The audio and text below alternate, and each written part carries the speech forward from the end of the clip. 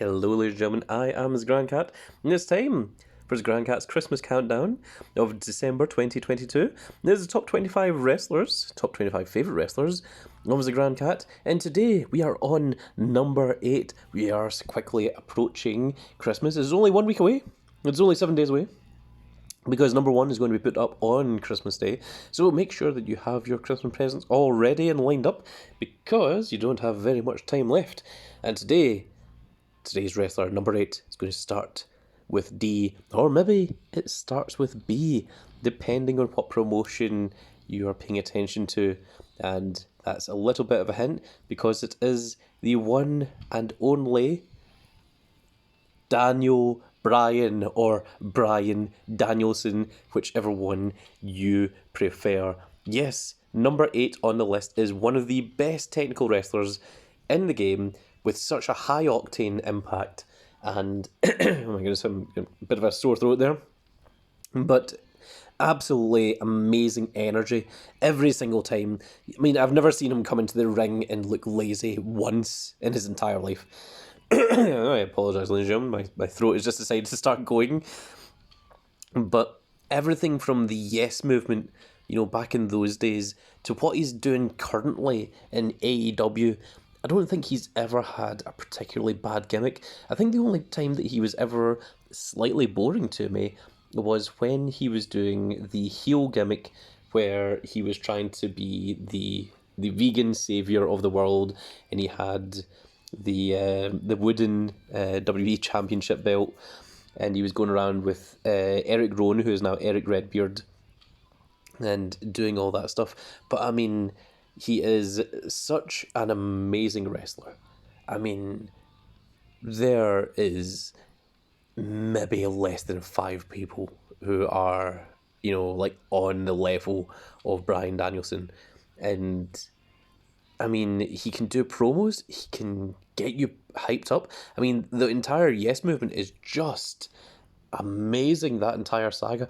And even just the lead up to that WrestleMania, when he had to go through Triple H, first of all, the first match of WrestleMania, in order to get into the main event, and then he was in the triple threat match against Randy Orton and Batista, and he beat the two of them to win the championship. The only thing that brought that down was the match before it, was when Undertaker lost the streak to Brock Lesnar, and that was a huge letdown for everyone. I remember watching it live. I was in a bar in Glasgow, and when that match happened, when Undertaker lost the streak, there was people outside crying and things. There was people that just went home and didn't even watch the title match, And I remember feeling so bummed out about that I couldn't even enjoy Daniel Bryan winning the title. And I've went back and watched it since, and it is an amazing moment when, he holds up those belts at the end.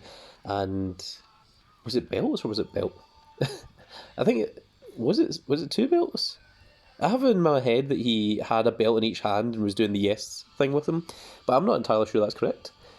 Of course, let's talk about this part here actually, because Daniel Bryan had concussion issues and was told that he wouldn't be able to wrestle again, and he fought tooth and nail to get himself cleared until he was able to make a comeback.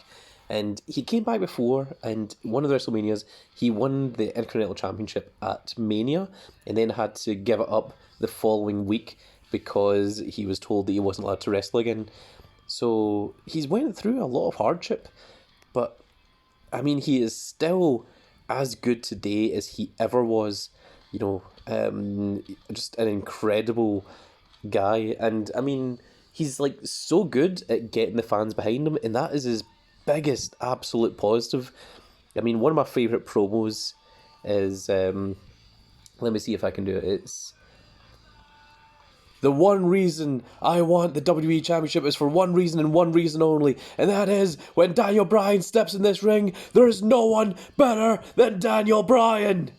It's one of the best emotional impacted promos that has ever been done. In my opinion, obviously. I mean, you might have your own opinions, but I really think that big old D. Bry or Bryan Danielson or Daniel Bryan is absolutely deserving to be in anyone's top 10 list because he is such a fantastic wrestler. And I think he's not finished yet. I think he still has a good little bit in him. I'm enjoying watching his stuff on AEW, and I think at the moment he is looking to be the number one guy that might dethrone MJF. And I wanted him to win the title off of John Moxley, but I think the reason that John Moxley was given the title again was so that he could be a transition champion and give it to MJF, because I think MJF holding the belt was always the direction that they were going in. And I don't think they wanted Daniel Bryan or Bryan Danielson's first run as AEW champion to just be a short one. I think when they give him the belt, they're going to keep it on him for a decent while, because the guy can go. I mean, he's not just WWE champion. He's not just an AEW guy. I mean, he's obviously done all the stuff in the Indies, Ring of Honor, and all the other stuff on there as well.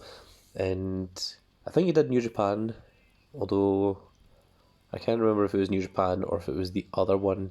And I think he was possibly in Wrestling Noah as well. You guys will need to let me know in the comments below if you are aware or not. But I mean, the thing that I'm basing him on is 1, Daniel Bryan, and 2, Bryan Danielson, because those are the things that I know him most as, and it is just the complete package. The absolute package, I mean, he's not just good on mic, he's not just good as a wrestler, he's not just good in one particular area, although he is much, much better as a face than he ever is as a heel. When he's a heel, he is not anywhere near as entertaining as when he has the crowd behind him, because he is such a high level of energy when he gets into a ring. He is just absolutely fantastic. If you want to see example of Daniel Bryan's at his best, I would watch the WrestleMania. I can't remember which WrestleMania it was, but it's the one where he takes on Triple H first in the very first match, and then he takes on Randy Orton Batista in the main event. And make sure you skip that Undertaker versus Brock Lesnar match, because it will just upset you. It will just annoy you. Just watch the Daniel Bryan matches, and I think you'll get a pretty good sense of what he's like. If you want to see some of Daniel Bryan's worst matches, watch the WrestleMania where he loses the belt in 3 seconds to Sheamus because he gets kissed by, what is her name? CM Punk's girl, AJ Lee. AJ Lee kisses him, and then he turns around and he gets bro kicked by Sheamus, and then just gets pinned. And apparently the original thing for that was they were supposed to have a half-hour match or a 15-minute match or whatever, and it got cut down to 1 minute, and they were like, oh, all right, let's go out here and do this. And I mean, it was a spectacle, got people talking, but not for the right reasons. So yeah, no, you want to see some of Daniel Bryan at his best. And I mean, some of his AEW stuff is amazing as well. It's fantastic. I mean, the latest match that he had with John Moxley for the AEW Championship is also a really, really good match. I mean, just the physical impact and the technicality and the storytelling, everything. He really is one of the best wrestlers.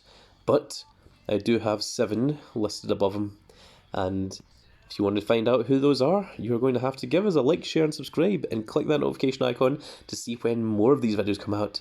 And we will see you all in the next video. Goodbye, everybody.